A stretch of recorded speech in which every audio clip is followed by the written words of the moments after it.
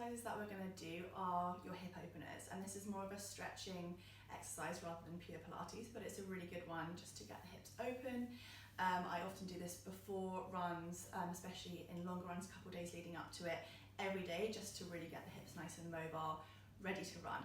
So you might want a couple of props for this one. If you're balanced a little bit off, a block just to hold on to for stability, and a cushion if your knees are a little bit sensitive on the floor.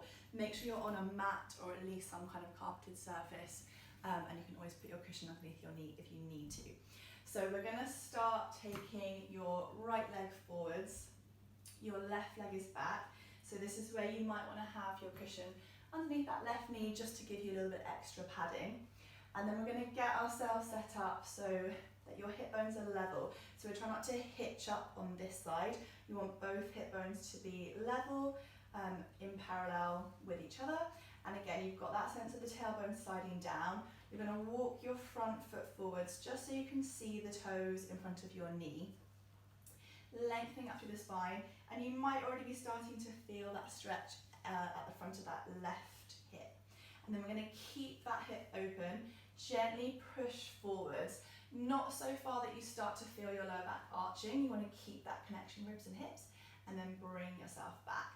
So it's quite a strong stretch, but we're not going that far. You want to be able to feel it without letting the back arch. So closing the ribs down, keeping that connection, and you will feel it really strong into the front of that hip flexor. So as we're going forwards, again, keeping this side sinking down as much as you can, and forwards. And it can feel quite tight, so just make sure that you're breathing as we're doing this.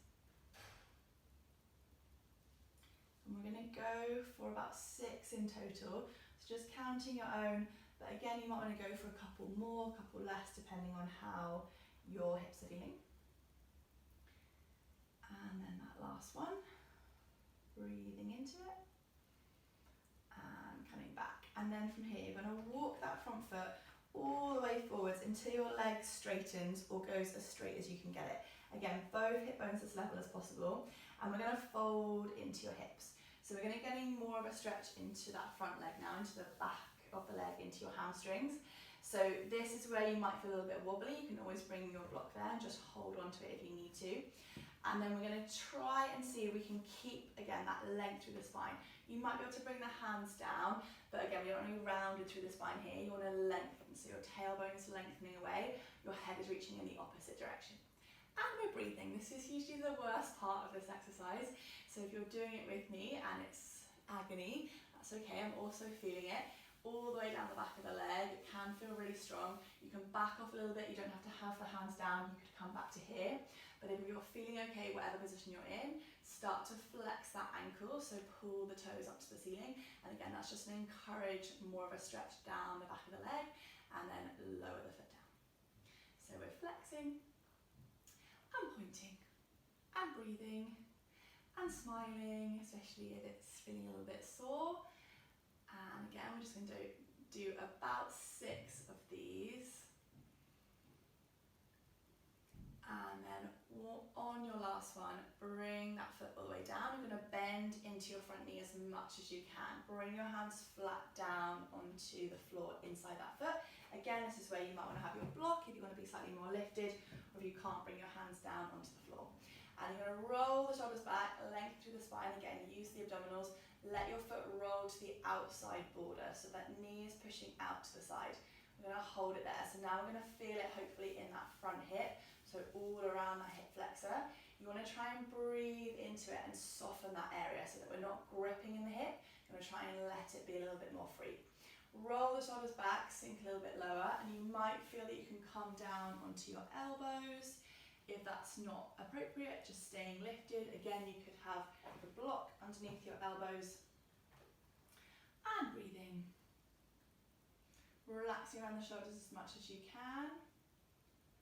And we're going to hold here for 2 more breaths.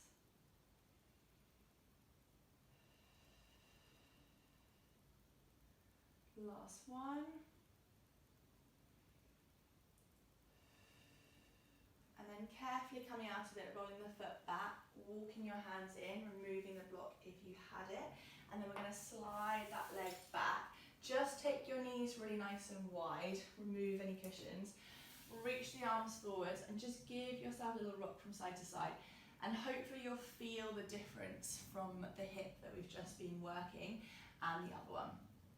So this one with the leg that was just forward is feeling much more free, much more worked and open. So we're going to even that up. So you're going to bring that cushion if you're using it underneath your right knee, and it's going to be your left leg that steps forwards from there. So again, take a second to get your set up. That openness in that right hip, left hip bone drawing down towards the floor, walking that left foot forward so you can see the toes in front of your knee, tailbone drawing under. So even here, I'm already feeling that openness in that side, especially we already worked that side. So just being aware of that, it might feel completely different on this side again. Little rock forwards, keeping your spine in neutral and returning back. So again, you can draw the navel back towards the spine, keep that sense of lift through the center. So again, what we want to avoid is this happening. So your ribs flaring, pull them down, keep that connection in the abdominals. We want to feel it in the front of that right hip on this side, head staying nice and lengthened, and of course breathing.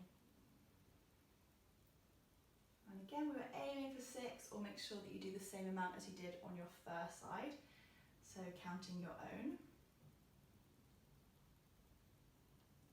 And then the next time that we're coming back, we're going to be straightening that front leg. So again, see how it feels. Straighten out that front leg, keeping the toes down.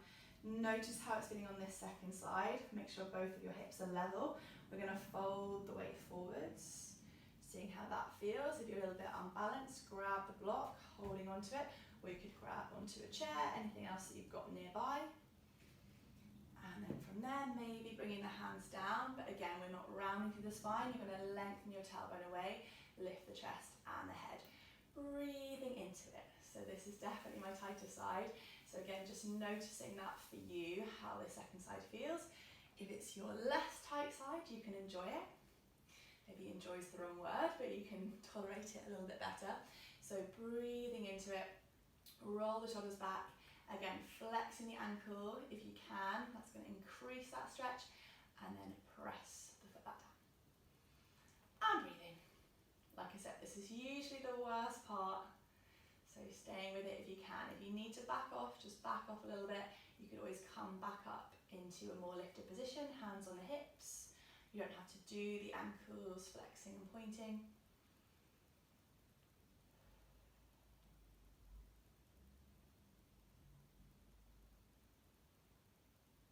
And then taking the foot down, bending into that front leg, so coming into that long lunge position.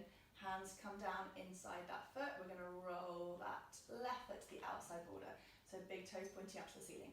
Again, roll the shoulders back, sink a little bit lower into it. And breathe.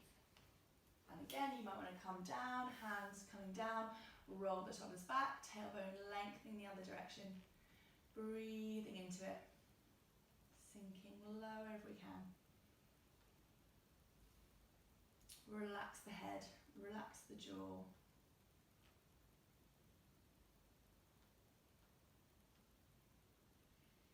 Encouraging that left knee down towards the floor on that left side.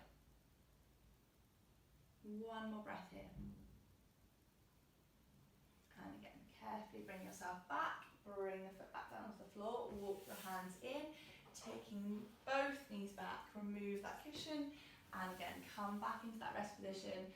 See how it feels, a little rock from side to side. Hopefully both hips are feeling a little bit more even now. And you can just stay in that rest position for a second. Breathing into it. And breathing out.